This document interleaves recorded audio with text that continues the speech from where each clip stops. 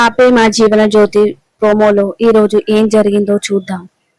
సునంద అందరూ ఫ్యామిలీ ఇక జ్యోతి వాళ్ళ ఇంటికి వస్తారు. ఇక అందరికి అన్ని ఏర్పాట్లు చేస్తారు.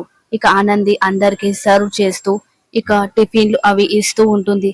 తీసుకోండి అత్తయ్య గారు, తీసుకోండి ఆదిత్య గారు, తీసుకోండి చైతన్య అని చెప్పి అందరికి ఇస్తూ ఉంటే ఇక అది చూసిన సునంద వెంటనే జీవన అని పిలుస్తూ ఉంటుంది. ఇక జీవన వచ్చి ఇక సునంద పక్కన కూర్చొని తింటూ ఉంటుంది. ఇక అది చూసిన సునంద, ఏంటి జీవన, ఇది మీ ఇల్లా, ఆనంది ఇల్లా అని అడుగుతూ ఉంటే అప్పుడు జ్యోతి ఎందుకలా అడిగారండి అని అంటుంటే, ఒక అత్తింటి నుంచి వచ్చిన ఆడపిల్ల ఆనందంగా సంతోషంగా ఉంటుంది, తన బాధ్యత కూడా ఉంటుంది.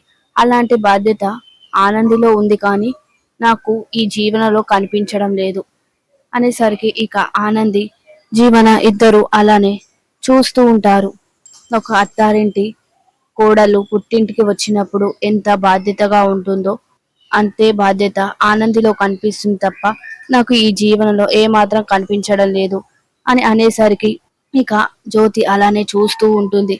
అసలు మీ కూతురు జీవన కాదు ఆనందియే అనిపిస్తుంది, మీ సొంత కూతురు జీవన కాదు ఆనంది అనిపిస్తుంది అనడంతో ఒక్కసారిగా ఇందుమతి జీవన ఆనంది షాక్ అయి అలానే చూస్తూ ఉంటారు.